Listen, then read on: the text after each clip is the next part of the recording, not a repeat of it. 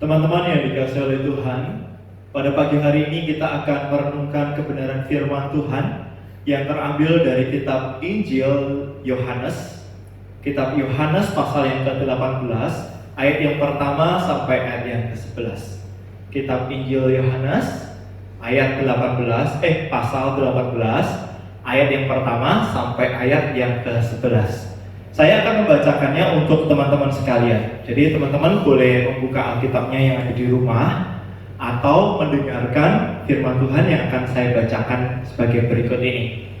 Kitab Injil Yohanes pasal 18 ayat pertama sampai ayat yang ke-18. Demikian bunyi firman Tuhan.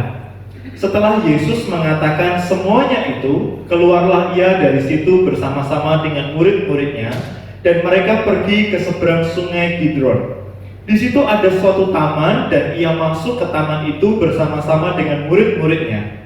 Yudas yang mengkhianati Yesus tahu juga tempat itu, karena Yesus sering berkumpul di situ dengan murid-muridnya.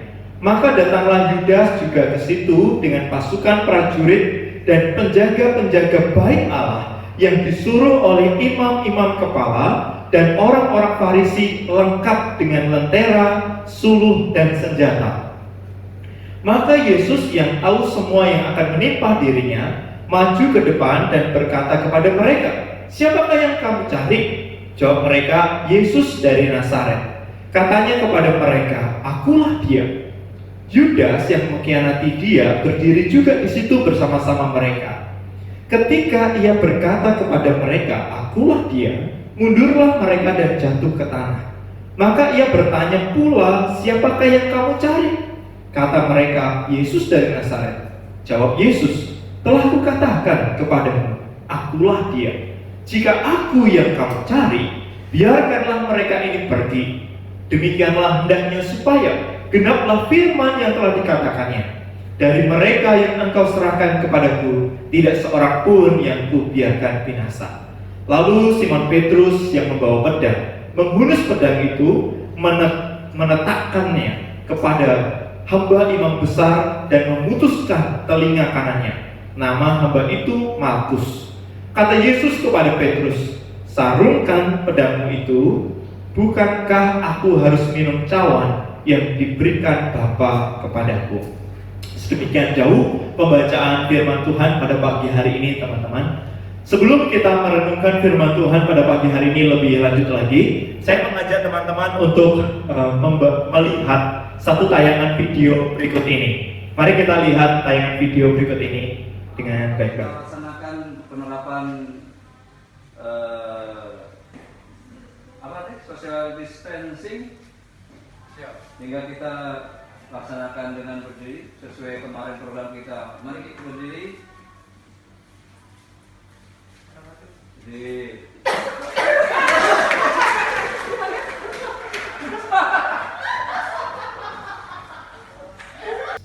Teman-teman yang dikasihi oleh Tuhan, seringkali orang ketika melihat video yang kita lihat tadi menganggapnya adalah suatu hal yang lucu, begitu ya. Ketika ada orang berkumpul beramai-ramai dan di situ tiba-tiba ada suara batuk aja, terus orang-orang itu pada kabur gitu, meninggalin kerumunan-kerumunan yang ada itu. Tetapi menurut saya, teman-teman, itu bukanlah satu video yang lucu yang seharusnya di-share begitu di grup-grup WA yang ada begitu.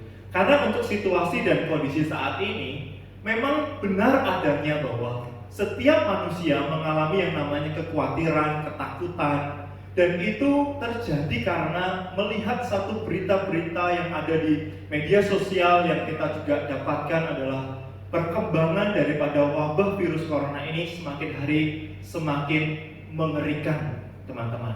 Karena kalau kita lihat daripada informasi terakhir, jumlah daripada korban yang terinfeksi virus ini lebih daripada 1.500 jiwa.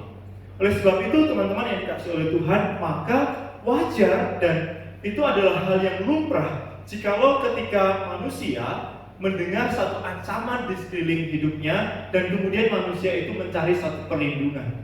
Karena di dalam diri manusia ada satu naluri untuk mempertahankan hidup. Ketika manusia itu melihat adanya bahaya, ketika manusia itu melihat adanya ancaman, pasti jikalau manusia itu adalah manusia yang normal dan sehat, pasti manusia itu akan menghindarinya atau berusaha sedemikian rupa sehingga mereka tidak terkena daripada bahaya itu. Jadi video yang kita tayangkan tadi bukanlah hal yang lucu sebetulnya. Itu adalah hal yang betul-betul terjadi saat ini, dan itu adalah naluri semua manusia, yaitu mempertahankan hidup dengan cara mencari perlindungan atau menghindari dari segala mara bahaya. Teman-teman yang dikasihi oleh Tuhan, pada pagi hari ini kita akan merenungkan kebenaran firman Tuhan. Kita akan melihat pribadi yang di dalam situasi yang cukup membahayakan saat ini. Pribadi-pribadi ini justru melawan arus daripada naluri manusia pada umumnya. Jikalau manusia pada umumnya ketika melihat adanya bahaya, adanya ancaman, itu sembunyi, mencari tempat perlindungan dan menghindarinya. Tetapi ada pribadi-pribadi yang harus mengorbankan hidup dan menerjang atau melawan arus daripada bahaya atau ancaman yang terjadi saat ini. Mungkin mereka karena terikat sumpah pekerjaan, mungkin mereka karena menerima satu gaji, atau mereka mengalami yang namanya tuntutan hidup sehingga mereka mau tidak mau harus melakukan profesinya itu. Salah satunya adalah dokter, teman-teman. Kalau kita lihat di media sosial saat ini, kita pasti pernah membaca satu kalimat yang sangat merenyuhkan hati kita. Kalian di rumah saja, biarkan aku di sini untuk bekerja untuk kalian, gitu ya. Jadi ada tulisan-tulisan yang mengatakan kalian di rumah untuk aku di sini untuk kalian. Jadi secara tidak langsung para dokter ingin mengatakan kepada setiap kita, cukuplah tolong kami dengan tetap tinggal di rumah, begitu. Artinya biarkan kami saja yang menerjang bahaya ini, biarkan kami saja yang menempuh daripada perjalanan hidup ini yang penuh dengan ancaman virus corona yang mematikan ini. Dokter sebagai manusia yang dipanggil oleh Allah untuk mengemban satu panggilan sebagai seorang dokter yang merawat orang-orang yang sakit. Ini merupakan satu pengorbanan. Tetapi pada kesempatan pagi hari ini kita akan melihat satu pribadi yang sungguh-sungguh berkorban. Bukan karena mereka terikat sumpah atau janji, bukan karena ia berkorban karena ia mendapatkan tunjangan, atau bukan karena dia juga terpaksa melakukannya karena tuntutan kehidupan. Bukan. Pribadi itu adalah Yesus Kristus. Teman-teman sekalian, ribuan tahun yang lalu Tuhan Yesus datang sebagai pribadi yang mengasihi setiap kita. Dia berjanji untuk setiap manusia yang berdosa untuk bisa diselamatkan oleh Dia. Tuhan Yesus berjanji Dia akan memulihkan segala keadaan manusia. Manusia yang jatuh dalam dosa, Dia akan pulihkan, Dia akan selamatkan. Dan itu digenapi oleh Dia. Janji yang Dia ucapkan adalah janji yang digenapi. Teman-teman yang dikasihi Tuhan, saya ingin mengingatkan setiap kita semua bahwa manusia itu punya natur mempertahankan hidup dan membela diri atas segala ancaman yang ada. Tetapi kalau kita melihat kehidupan daripada Tuhan Yesus dalam bagian ini, dari Yohanes 18 ayat yang pertama hingga ayat yang ke-11 menceritakan kepada setiap kita semua bahwa kematian di atas kayu salib yang Tuhan Yesus lakukan adalah kerelaan hati bagi manusia yang berdosa. Kematian yang Tuhan Yesus lakukan di atas kayu salib membuktikan bahwa Dia begitu rela dengan tangannya sendiri. Dia mau supaya manusia yang berdosa ini merasakan kasih dan diselamatkan. Kalau kita membaca bagian firman Tuhan di dalam pasal-pasal sebelum pasal 18 ini, teman-teman, kita akan melihat bahwa Tuhan Yesus sudah berulang kali tuh memberitakan kepada para murid-muridnya bahwa Ia akan menderita dalam tangan manusia. Dia akan disalibkan, tetapi tidak akan berhenti dengan kematian. Dia akan bangkit. Dia akan bangkit kembali untuk setiap kita. Dalam keilahiannya sebagai Tuhan, Ia mengetahui apa yang akan terjadi dan apa yang akan Dia lakukan. Tetapi secara manusia, Tuhan Yesus tetap gentar, teman-teman. Ingatkah setiap kita bagaimana Tuhan Yesus gentar ketika Dia harus berdoa terlebih dahulu? Di dalam doanya itu kita bisa melihat bagaimana kegentaran hati Tuhan Yesus. Dia berdoa di Taman Getsemani. Dia gentar untuk menghadapi salib itu. Satu penderitaan yang teman-teman tahu sendiri seperti apa penderitaan Ia itu. Tetapi mari kita melihat kisah penangkapan Tuhan Yesus ini. Ketika Tuhan Yesus ada di sebuah taman, datanglah murid-murid yang mengkhianati Dia bersama dengan sepasukan prajurit dan penjaga-penjaga kala itu.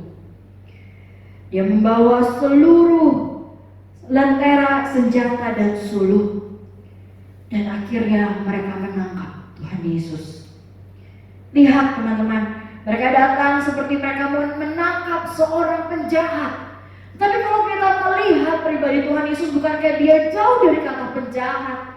Tapi apa yang harus dialami oleh Tuhan Yesus itu, Dia harus mengalami sebuah penangkapan yang menyatakan bahwa dirinya itu seorang yang jahat, penjahat kelas kakap, ibaratnya seperti itu. Dengan banyaknya tentara, dengan adanya senjata. Tetapi ada hal yang sungguh luar biasa yang bisa kita lihat bersama-sama.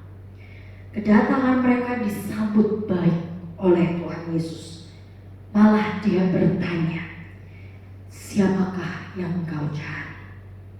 Teman-teman, kalau kita ngebayangin kita ada di posisi Tuhan Yesus, rasa-rasanya kita tuh mau kabur gitu ya. Gak ada kita akan menyambut dengan baik orang yang udah bawa senjata, terus tentaranya banyak. Secara naluri manusia kita akan lari dari tempat itu.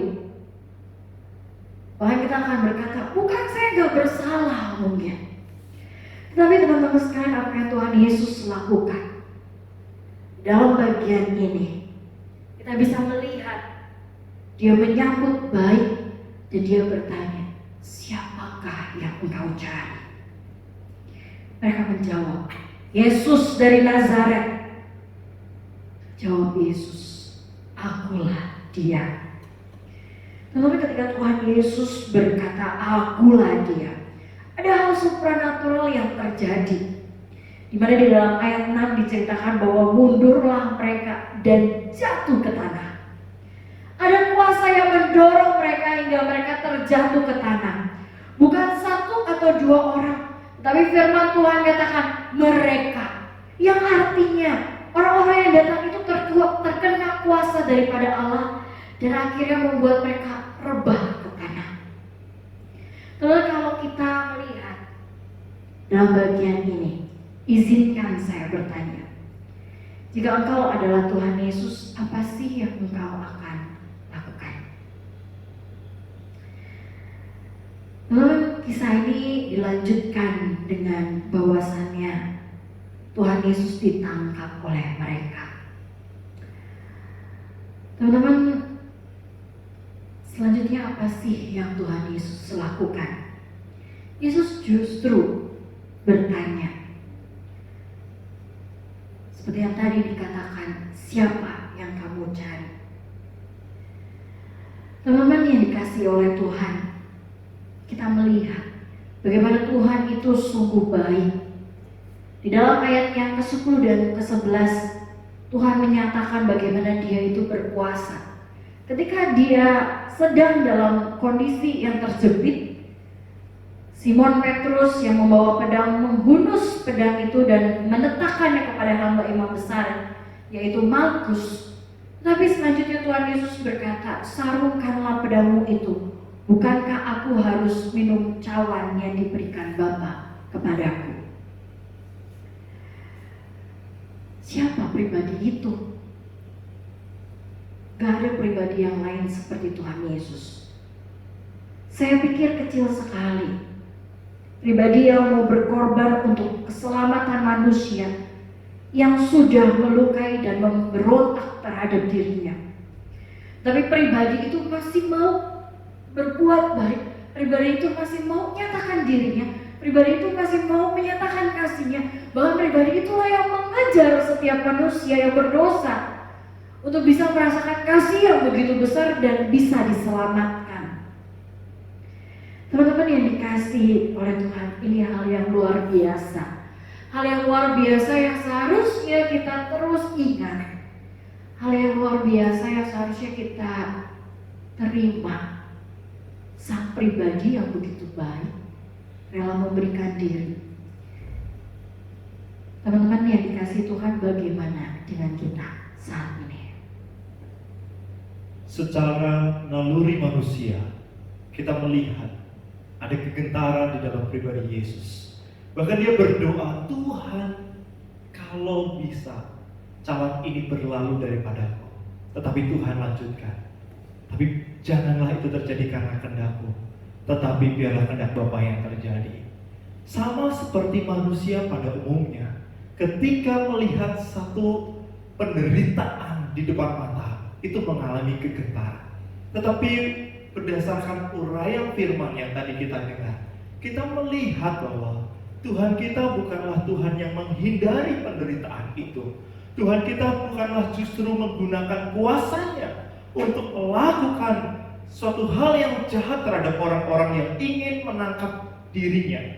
Kita lihat ada kuasa yang luar biasa yang keluar dari Tuhan kita. Tetapi apa yang dia lakukan? Justru dia menyerahkan diri, masuk di dalam penderitaan, supaya melalui penderitaan itu setiap kita orang yang berdosa memperoleh keselamatan.